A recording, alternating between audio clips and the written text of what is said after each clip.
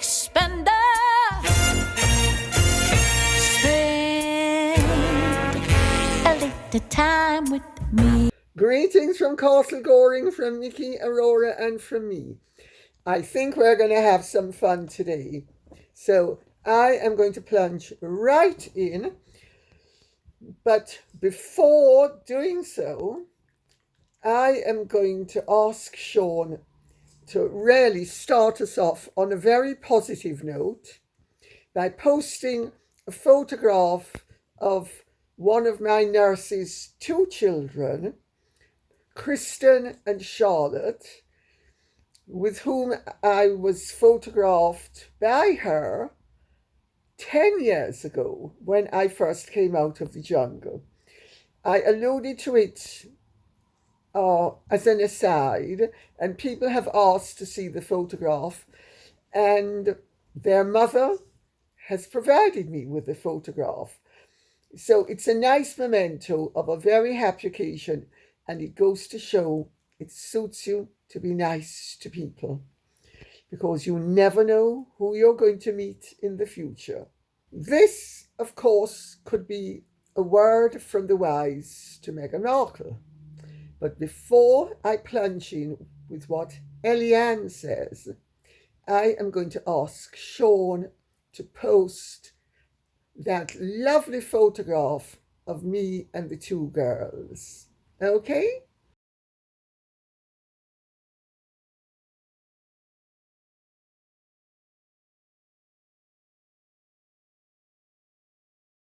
Aren't they adorable? And now, without further ado, we plunge in with what Eliana says. Lady C, can we please have your thoughts on the respected investigator Jessica Reed Krauss's recent claims that she has been compiling a dossier on Meghan Markle since 2018? The categories include, wait for it, Soho House, Yacht Girl, photos with Virginia Giuffre, and of course there was her lawyer David Boyce's, that's Virginia Giuffre's lawyer, David Boyce's, famous declaration that he was going to subpoena Meghan Markle to testify in the case she brought against the then Prince Andrew. Well, I confess, I had not heard anything about the lady in question, Jessica Reed Krauss, before. I have done some investigations. She was actually just photographed with President Trump a day or two ago, which I suppose will be a black mark where some people are concerned, and definitely something to her credit where other people are concerned. But she does seem to be pretty reliable and trustworthy and above board. Well,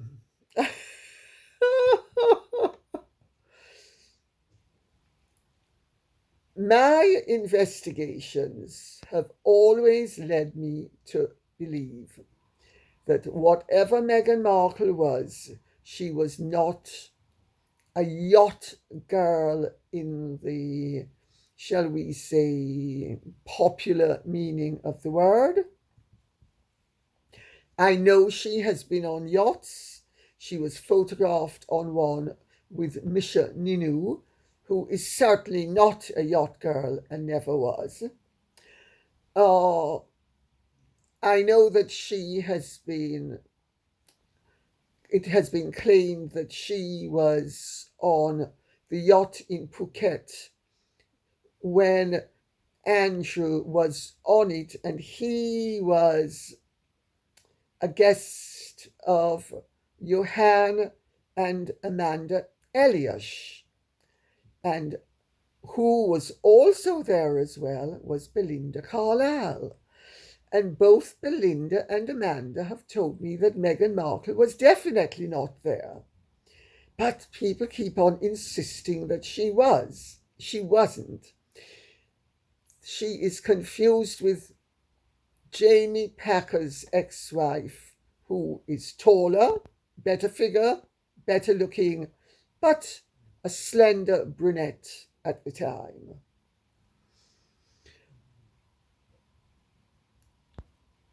If it turns out that things can be stood up, well, I'm perfectly prepared to accept as valid evidence which it emerges is valid. I have seen 2 videotapes, naughty videotapes, one of which I thought was a fake, definitely her face, but I didn't think it was her body, because the fried eggs on the pavement were at the time rather more, shall we say, profound mounds, and the central part, which rhymes with a ripple, were not characteristic of the nudes that I have seen of Meghan Markle, with the 2 fried eggs and the 2 little, sorry, the 2 little really brown beans that are standing up on the fried eggs. So, no, I didn't think that was real, but the other one, room for doubt. And of course, I have seen the interview of somebody who says that he was a participant in something that was authentic. Well, if it turns out that Meghan was, shall we say, before she became an actress, or even after she became an actress, she was moonlighting, bring it on. Bring on the proof. If there's proof, absolutely, that is indisputable, I think it would be very welcomed by many people in many circles. There is no doubt that Meghan has always used her femininity. There's no doubt that she has always been a very busy girl. That's not the same thing as saying she was a yacht girl. And as for the activities at Soho House, I know that there are all sorts of rumours about Soho House and what some of the girls get up to. But again, until I see definitive proof, I'm sorry, I'm not prepared to go along with rumours. And may I say, Meghan wouldn't be the first ambitious woman who has used all her gifts from God to achieve worldly success, if it turns out that she, as a result of Jessica Reed Krauss's investigations, it stood up that she was what she is being, in certain circles, accused of being. What also, though, is interesting is that David Boyce and Virginia Giuffre were going to call her. If I remember correctly, David Boyce indicated he was going to call Meghan because he regarded Meghan as being purer than the freshly driven snow, and that she would give evidence against Andrew simply because she was such a pure being. Now, maybe he was misreported upon at the time, and maybe I am falling prey to, shall we say, faulty recollections, but I don't think I am. So there could be possibly more than one interpretation, or maybe David Boyce was being obtuse. And maybe the fact of, and in case you don't know, David Boyce was Virginia Giuffre's lawyer.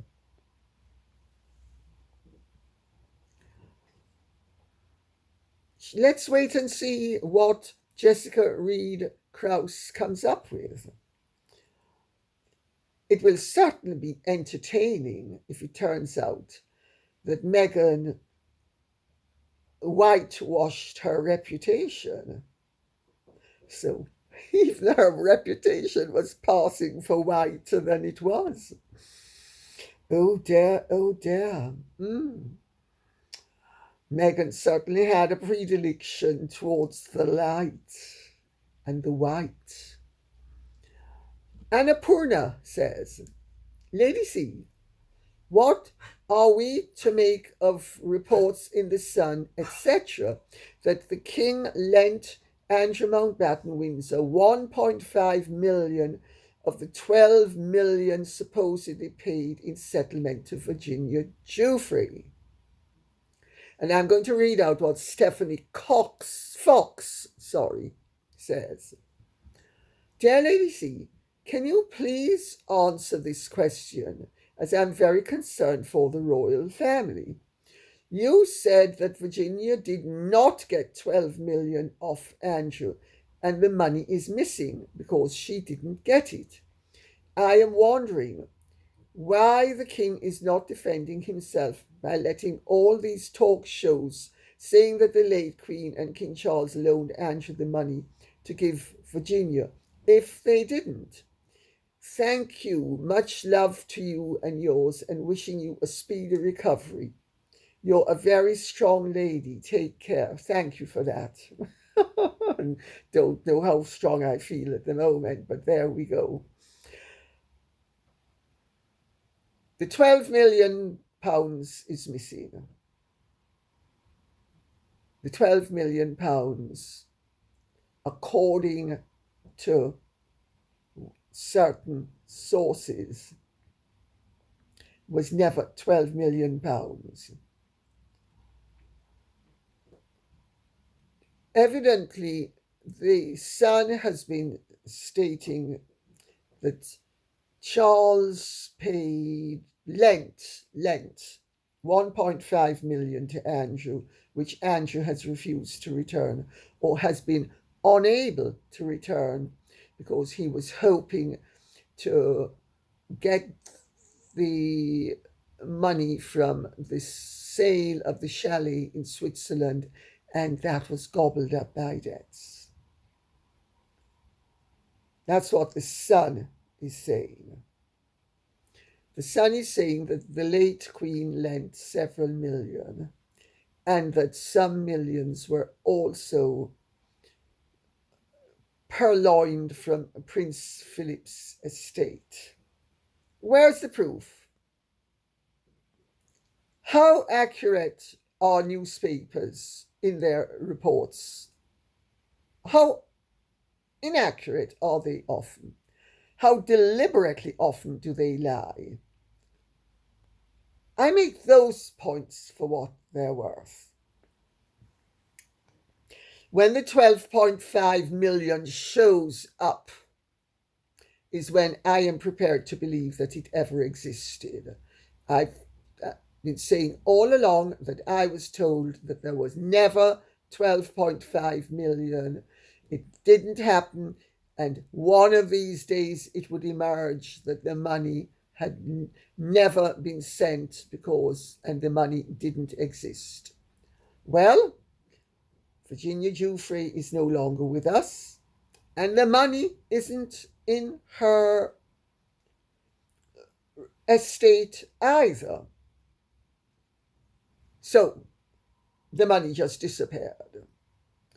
Or are we supposed to believe everything that a newspaper tells us? And let us not forget that the Murdoch press is not particularly pro-royalist. I've been trying to make this point for many years now. I personally experienced their anti-monarchist tendencies when they used my book, Diana in Private, to piggyback on my book for the Morton book, which they were then hoping would damage the monarchy.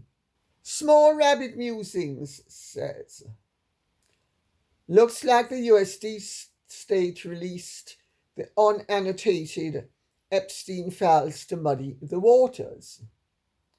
Now we have female bodies buried everywhere, but not found. How do you bury someone on a golf course with people trampling all over the place? Epstein did fabricate stories. He's on tape saying he was on 2 phones trying to save a financial collapse which had happened 6 months earlier. Was it to Steve Bannon? It benefits the US politicians at the harm of the UK.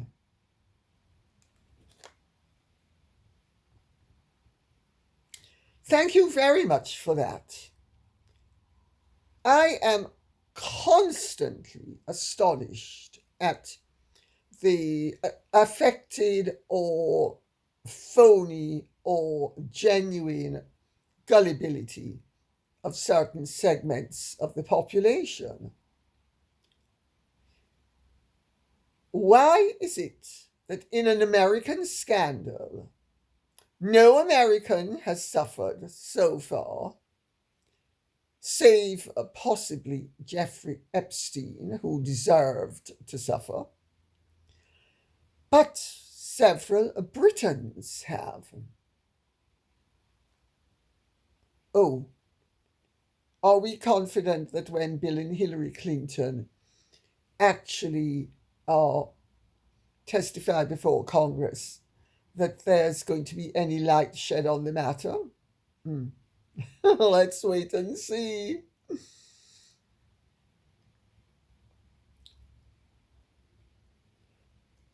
The whole Epstein thing stinks to high heaven and has stank to high heaven from the very beginning.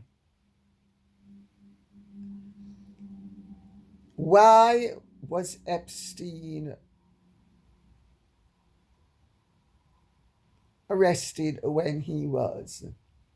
There are all sorts of theories floating around,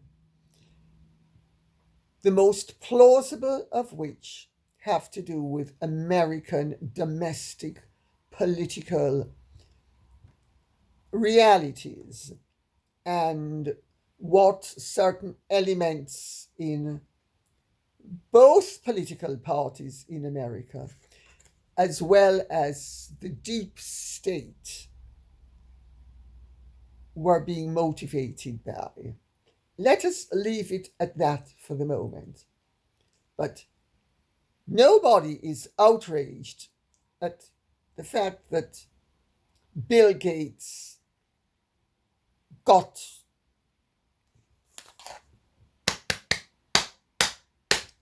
and passed it on to his wife, and was asking the doctor for a prescription so that he could effectively dope his wife into a cure without her knowing about it.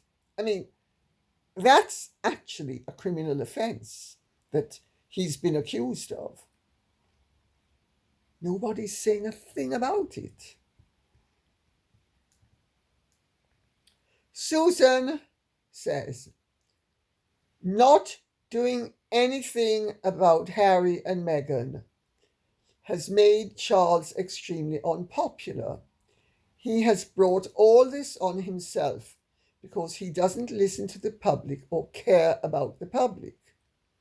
I don't know what you mean that a monarch is not allowed to abdicate. Edward VIII abdicated quite easily, so Charles could too if he wished. Well, Susan, sorry to disappoint you, but King Edward VIII was never crowned. A British monarch who has been crowned has taken an oath before God that can only be sundered upon death.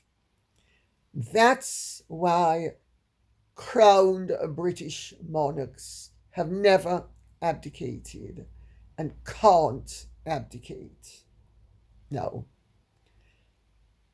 Edward VIII abdicated before his coronation. Had he not abdicated before his coronation, he wouldn't have been in a position to abdicate after his coronation. I see this is slightly askew, so I'm just fixing it. As for Charles's unpopularity, Charles has always had a mixed, shall we say, reputation. Charles has never been as popular as he would have been had he been better looking. Sorry, it's true. Also, he's very earnest, and people, even Diana, used to comment on how earnest he was. And that's a turn off to many people because they actually interpret it as being that he regards them as more important in his reckoning and his calculations than they unconsciously think he should be regarding them as being. There's great respect is held for people who are independent and who are taking positions irrespective of whether people like them or not. When people make it clear they want the approbation of their audience, that is when some people lose respect for them.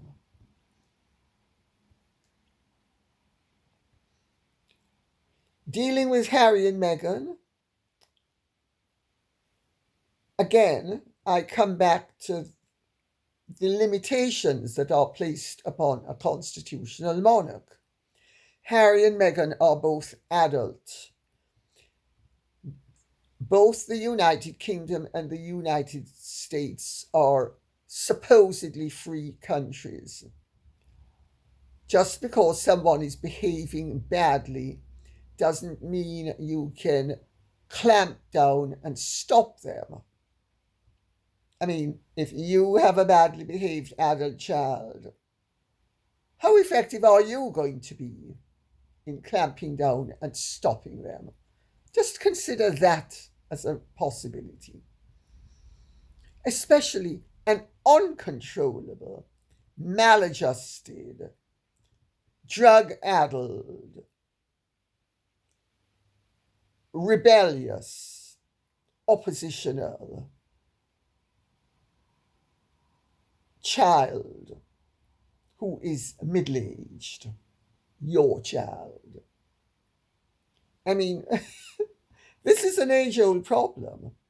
I do agree that Charles has failed to do things he could have done where Harry and Meghan are concerned. And I do agree that that has cost him some popularity.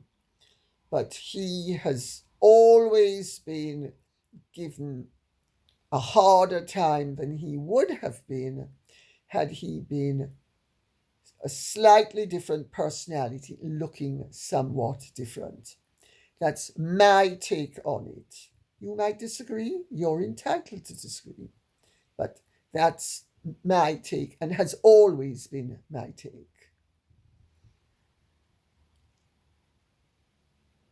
Linda Phillips says, until this Justin Baldoni debacle, I had never heard of these celebrities.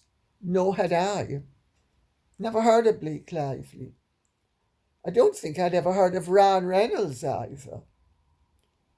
I certainly hadn't heard of Justin Baldoni.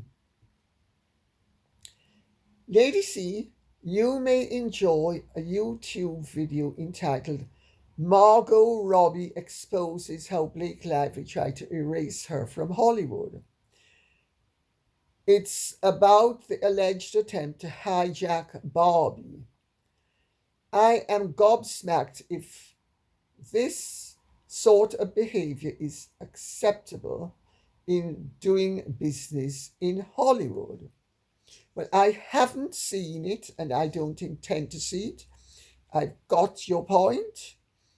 And whether it is accurate or not, I now know enough about Blake Lively and Ryan Reynolds to know how absolutely ruthless, toxic, and unscrupulous, and imaginative, and devious, and manipulative they both are, and how resourceful they are, and how they have calculated, manipulated, and sucked people in to their rather, in my opinion, absolutely untenable and crazy schemes. They thought they were so powerful and so rich and so important that they could just throw money at a case, make assertions, and ultimately everybody would have to believe them. And they had no realization of the fact that Justin Baldoni would be backed by Wayfarer and its backers to the extent that he has been. They thought that by getting Van Zandt, I think that's what it's called, Van Zandt, anyway, whatever, it's Ryan Reynolds' company, to get a hold of the PR's telephone so they could use that to create a false scenario which they would then use to accuse Justin Baldoni of misconduct. Since this is YouTube, I'll say misconduct. Harassment of the horizontal kind when a man is vertical, to put it another way. All of which has turned out to be absolute lies, total fabrication, total imagination. And on the back of making that complaint, which then meant that Justin Baldoni could not sue her because of the law that says that once someone has accused someone else of harassment of a certain sort, you cannot sue them even when it turns out that they have lied. That's not good law. That's bad law. But it shows they have been very resourceful, very clever. And they thought with all their money that they would destroy Justin Baldoni's reputation by making that patently false accusation against him. And then getting the New York Times to run with a story that they had been preparing even before the lawsuit about the harassment had been filed, and the complaint, I should say, the harassment had been filed. And then but it's not only Blake Lively, evidently Ryan Reynolds is up to hair in it. Their behaviour is reprehensible. My A-lister friend told me a year ago that Blake Lively's career is finished in Hollywood. It was finished over a year ago. And that Ryan Reynolds was in danger of being finished.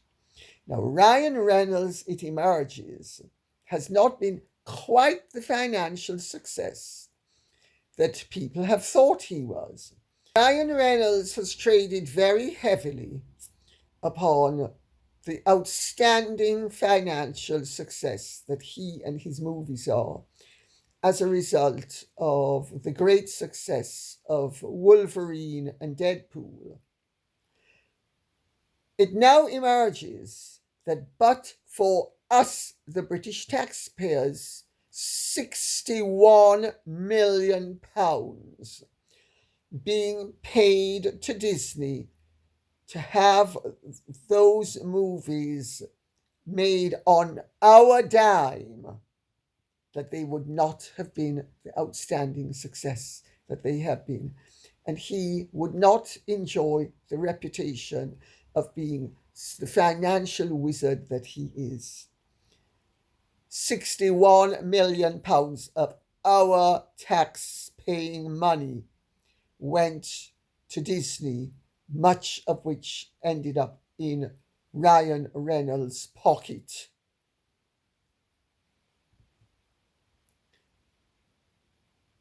Hollywood has always been notorious for being a filthy place with dirty dealings, but nobody has ever wanted it to be known. Now, that doesn't mean that everybody in Hollywood is filthy, but Hollywood has had loads of terrible practices, including the casting couch. Well, evidently, the word on the street where Hollywood is concerned is that they don't want Blake Lively's case against Justin Baldoni to succeed, because if it does, the basis upon it will make movie making in Hollywood thereafter completely impossible.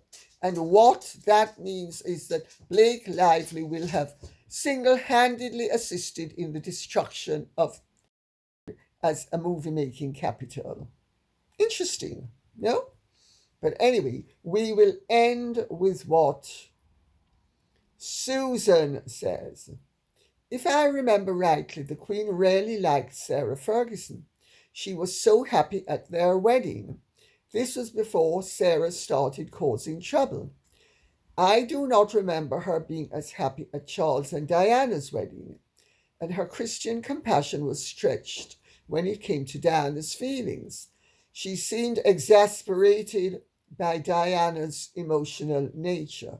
She was exasperated by Diana's antics, by Diana's hyper-emotionalism, by Diana's dealings with the press, but she also had compassion for Diana because she knew that Diana was emotionally disturbed.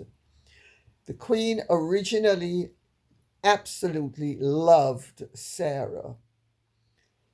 Sarah, she thought, was uncomplicated, just good fun, very easygoing, liked horses, which Diana didn't like, liked polo, which Diana didn't like until she liked James Hewitt riding her. Then it became a different matter. But between her introduction to polo and James Hewitt mounting her, I'm afraid that she absolutely did not particularly like polo and resented having to go. But once James was properly mounted, and then she was perfectly happy to play the mare to his stud. Watching at polo. But it doesn't alter the fact that Sarah appeared to be a more uncomplicated person than Diana. And everybody was quite frankly fed up with Diana's constant problems, because when people are emotionally disturbed, they do cause problems on a daily basis. And it emerged, as I have pointed out in both my books, Diana in Private and The Real Diana, that it emerged on their honeymoon that Diana had emotional problems, and actually it turned out also had physical problems, because she developed bulimia between the announcement of the engagement and the marriage. She developed it as a dietary exercise. She told Sonia Palmer, who was one of Charles's lady clerks, she said, I discovered this great way of dieting. Eat all you want and go, ah. And that's what brought on the bulimia. Well, Sarah had none of those problems. And also, the Queen had known Sarah since she was a little girl. But believe me, by the time the Queen discovered that Sarah was having an affair with Steve Wyatt while she was pregnant with Beatrice. No, Eugenie. Sorry, Eugenie. Eugenie's the younger one, not Beatrice, Eugenie. That's when the Queen started to lose, shall we say, sympathy for Sarah. And by the time the Queen died, her feelings towards Sarah were, shall we say, extremely complicated and layered. And on that note, I'll say, I hope this has been of interest to you. Please, in the comment section, let me know what ground you would like us to be covering. Thank you so much. And if you have truly enjoyed this, would you care to like, share, subscribe, press the notification bell, and please remember to hype if you can. Godspeed. Bye-bye.